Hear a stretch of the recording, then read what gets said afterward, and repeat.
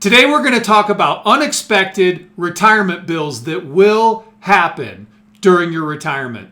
I've been a financial advisor for over 25 years. I've built hundreds of retirement plans.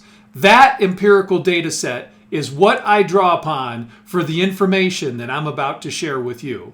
First, we're going to talk about some big picture expenses that can happen to anybody.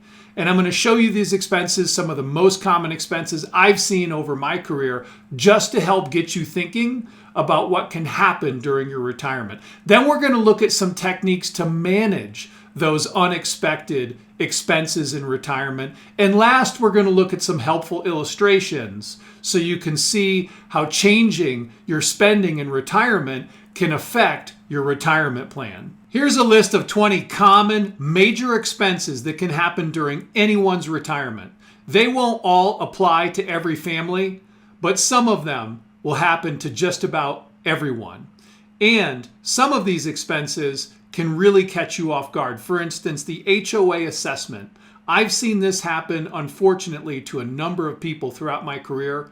Miami, Florida, Cleveland, Ohio, Denver, Colorado, other places where a client was living in a condo, in a building, and the building needed a new roof, or some other major issue happened to that building, and it resulted in a six-figure unexpected bill for that family. Really catches you off guard when that happens. So I put together this list just to get you thinking. You know, when you retire, you might not be planning to remodel a bathroom, but give it 10 years and things change. Your attitude, your feelings change. What if you decide later on in retirement that you want to go on a milestone family vacation? That's a decision that you make, but it can cost a lot of money.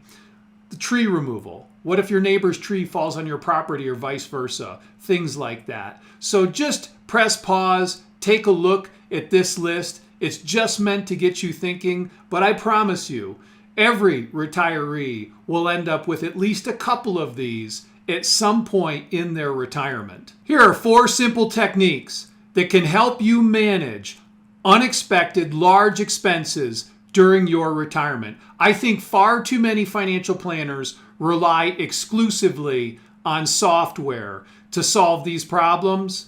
I think it's helpful in addition to software, and I have great software myself, but I think it's very helpful in addition to software to just simplify the techniques like I'm doing here that you're going to use to manage large, unexpected expenses during your retirement. The first technique that you can use to manage expenses is to live beneath your budget. Now, I put $1,000 per month in here.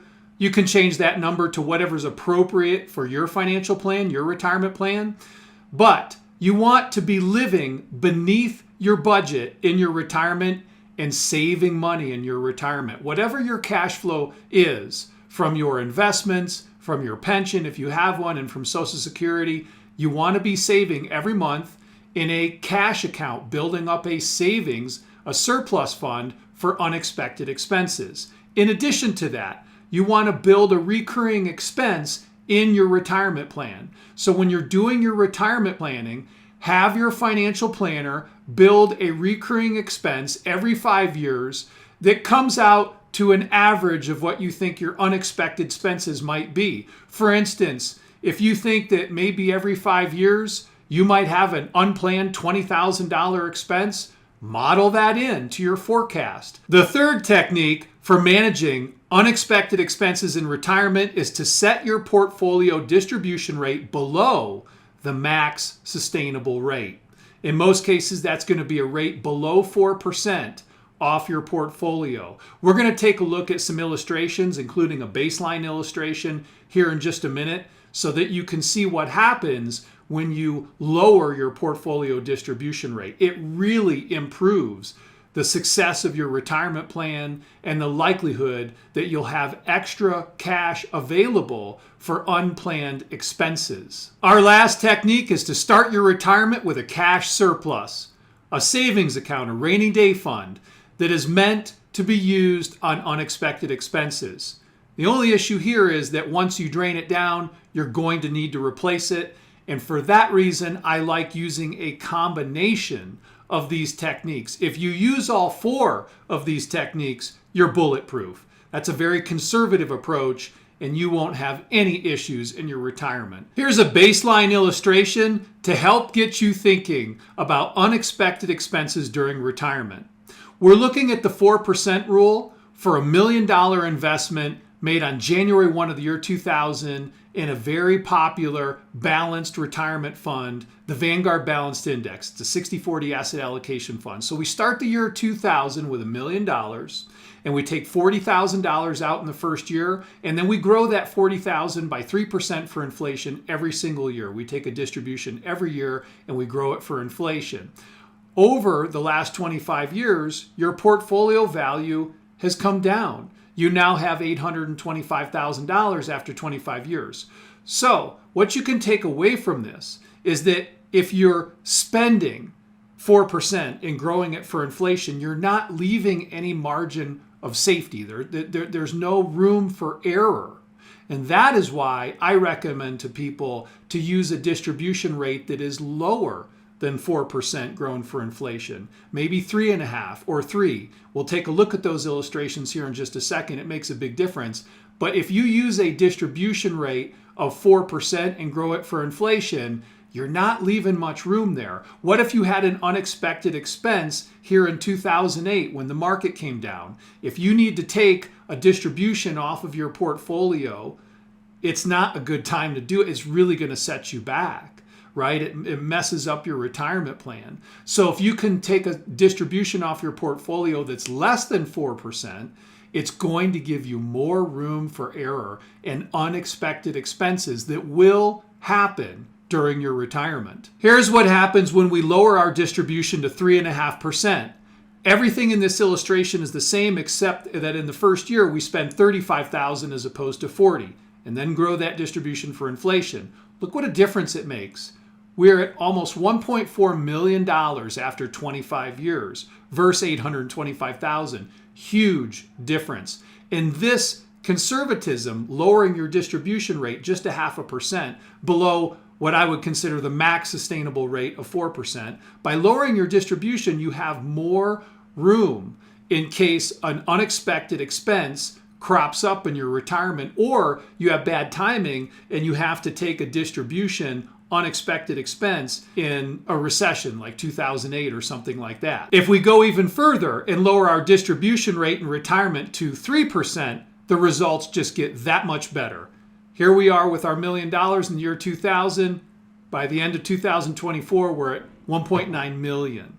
Plenty of room for unexpected expenses when we're spending 3% of the portfolio grown for inflation. Here's the danger of a spending rate that is too high.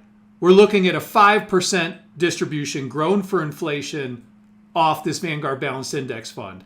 After 24 years, you're out of money. If you have a large unplanned expense in your retirement and you are living paycheck to paycheck, so to speak, at the max sustainable distribution rate off the portfolio, that's not a good combination. You could easily get pushed into this situation because when you take a large unplanned distribution off your portfolio and you're at the max spending rate, now you have a smaller capital base. You're really putting a lot of pressure and stress on that portfolio. You're probably going to run out of money. If your financial advisor isn't talking to you about how to prepare for unexpected expenses in retirement, or if you don't have a financial advisor, please give my office a call. We would be happy to give you a second opinion on your retirement plan. So let's add it all up. There are 4 techniques that you can use during retirement to manage unplanned expenses. Number 1, live beneath your monthly cash flow.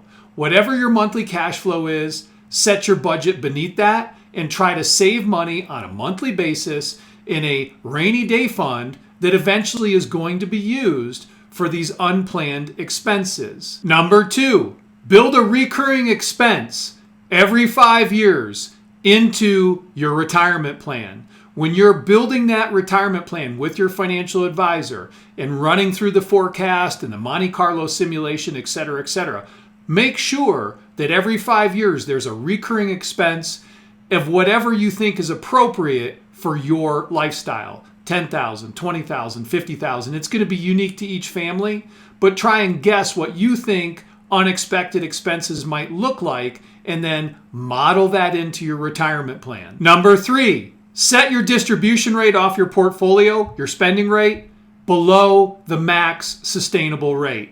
Most people would agree that 4% grown for inflation is a max sustainable rate throughout one's retirement. So consider using 3.5% or 3% is your spending rate off your portfolio. The last technique is to start your retirement with a cash surplus equal to what you think your unplanned expenses might look like in the first 3 to 5 years of your retirement.